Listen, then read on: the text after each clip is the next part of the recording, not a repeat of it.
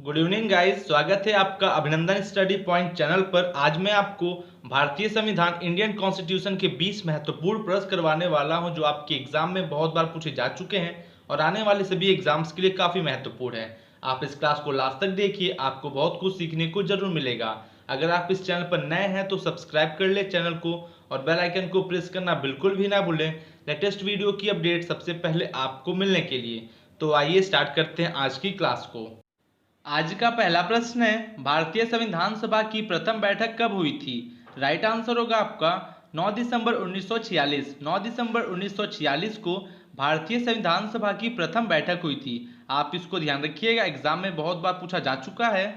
Next question है, संविधान सभा का स्थायी अध्यक्ष कौन था? जो कि स्थायी अध्यक्ष थे संविधान सभा के डॉक्टर राजेंद्र प्रसाद। डॉक्टर राजेंद्र प्रसाद जी संविधान सभा के स्थायी अध्यक्ष थे। आप समझ गए होंगे। थर्ड नंबर क्वेश्चन है, संविधान सभा का अस्थायी अध्यक्ष कौन था? जो कि अस्थायी अध्यक्ष थे डॉक्टर सच्चिदानंद सिन्हा जी। डॉक्टर सच्चिदानंद सिन्हा संविधान सभा के अस्थायी अध्यक्ष थे। दोस्तों, आप कभी भी एग्जाम में कंफ्यूज मत होइएगा, अपने डाउट को अभी क्लियर कर लें। आपको बता दें, संविधान सभा के अस्थायी अध्यक्ष डॉक्टर सच्चिदानंद सिन्हा थे और स्थायी अध्यक्ष, जैसा कि मैंने अभी आपको बताया, डॉक्टर राजेंद्र प्रसाद जी थे। एग्जाम में बहुत बार पूछा जा चुका है, आप इसको ध्यान रखिएगा। फोर्थ नंबर क्वेश्चन है, संविधान सभा की प्रारूप समिति के अध्यक्ष कौन थे? डॉक्टर भीमराव अंबेडकर। डॉक्टर भीमराव अंबेडकर जी संविधान सभा की प्रारूप समिति के अध्यक्ष थे। आप समझ गए होंगे। फिफ्थ नंबर क्वेश्चन है, संविधान सभा का औपचारिक रूप से प्रतिपादन किसने किया? जो कि यह प्रतिपादन किया गया था एम एन रॉय के द्वारा। एम एन रॉय ने संविधान सभा का औपचारिक रूप से प्रतिपादन किया था। एग्जाम में बहुत बार पूछा जा चुका है। दोस्तों, आज मैं आपको 20 जितने भी क्वेश्चन कराने वाला हूं, सभी मोस्ट इंपॉर्टेंट क्वेश्चन है जो एग्जाम में बहुत बार पूछे जा चुके हैं। 6 नंबर क्वेश्चन है, भारत में संविधान सभा गठित करने का आधार क्या था? जो कि वह आधार था कैबिनेट मिशन योजना 1946। कैबिनेट मिशन योजना 1946 वह आधार था जिससे भारत में संविधान सभा गठित हुआ। आप समझ गए होंगे। अगला प्रश्न है, संविधान के गठन की मांग सर्वप्रथम 1895 में किस व्यक्ति ने की थी? जो कि वह व्यक्ति थे बाल गंगाधर तिलक। बाल गंगाधर तिलक के द्वारा संविधान के गठन की मांग सर्वप्रथम 1895 में किया गया था। दोस्तों, आपके इस प्रश्न में भी एक प्रश्न बनता है कि संविधान के गठन की मांग सर्वप्रथम किस वर्ष में किया गया था? जो कि वह वर्ष था 1895। और अगर आपसे एग्जाम में पूछे कि किस व्यक्ति ने किया था मांग, तो वो थे बाल गंगाधर तिलक जी। आप समझ गए होंगे, सभी चीजों को ध्यान रखिएगा। 8th नंबर क्वेश्चन है, संविधान सभा में देशी रियासतों के कितने प्रतिनिधि थे? जो कि देशी रियासतों के 70 प्रतिनिधि थे संविधान सभा में। मोस्ट इंपॉर्टेंट क्वेश्चन है जो एग्जाम में बहुत बार पूछा जा चुका है। अगला प्रश्न है, संविधान सभा में किस देशी रियासत के प्रतिनिधि ने भाग नहीं लिया था?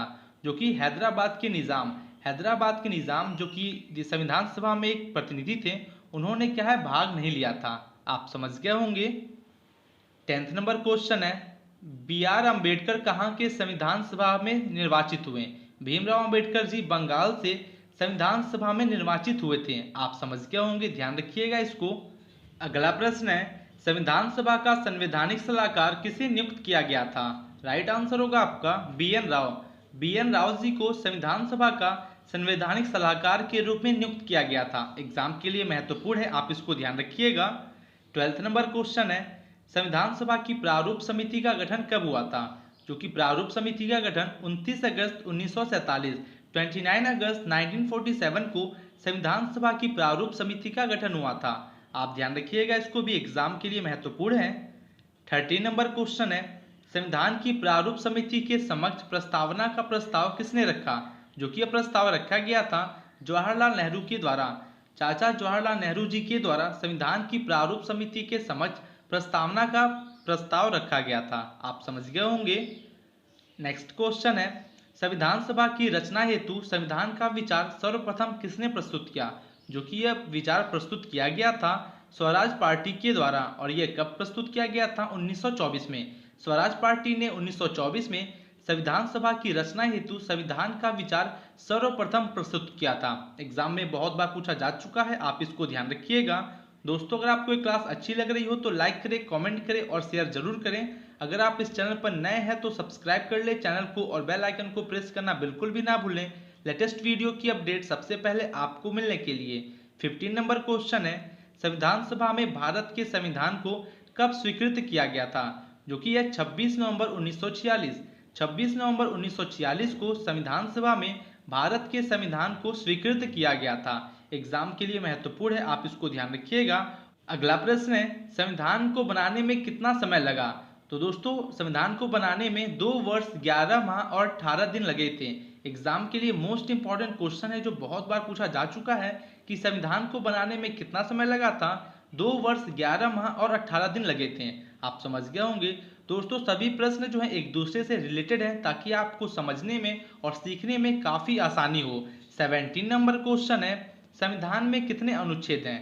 क्योंकि संविधान में अभी आपका 448 अनुच्छेद हैं, 448 आपका संविधान में अनुच्छेद हैं। आप समझ गए होंगे। 18 नंबर क्वेश्चन है, संविधान में कितने अध्याय हैं? जो कि भाग है 25 भाग है। संविधान में अध्याय हैं 25। एग्जाम के लिए महत्वपूर्ण है, आप इसको ध्यान रखिएगा। 19 नंबर क्वेश्चन है, भारतीय संविधान में जो कि कितनी अनुसूचियां हैं? जो कि 12 अनुसूचियां हैं। ठीक है दोस्तों, थोड़ा सा यहाँ पे एक टाइपिंग मिस्टेक है, आप इतना ध्यान रखिएगा। भारतीय संविधान में 12 अनुसूचियां हैं। आप समझ गए होंगे। 20 नंबर क्वेश्चन है, संविधान सभा का चुनाव किस आधार पर हुआ? जो कि वह चुनाव हुआ था वर्गीय मताधिकार पर। जो कि दोस्तों संविधान सभा का जो चुनाव हुआ था आपका वर्गीय मताधिकार पर हुआ था। आप समझ गए होंगे सभी चीजों को। तो दोस्तों ये थे अपने आज के 20 महत्वपूर्ण प्रश्न जो आपके एग्जाम में बहुत बार पूछे जाते हैं। आशा करते हैं आपको ये क्लास अच्छी लगी होगी। अगर अच्छी लगी है तो ज़्यादा से ज़्यादा शेयर जरूर करें उन स्टूडेंट्स के पास जिसको इसकी ज़रूरत है। दोस्तों आपको बता दें हमारे इस चैनल पे सभी क्लासेस फ्री ऑफ कॉस्ट होती हैं, तो आप डेली जितनी भी क्लासेस होती हैं आप उन क्लासेस को जरूर से जरूर ज्वाइन करें। तो मिलते हैं आपसे कल एक नए टॉपिक के साथ। Thank you.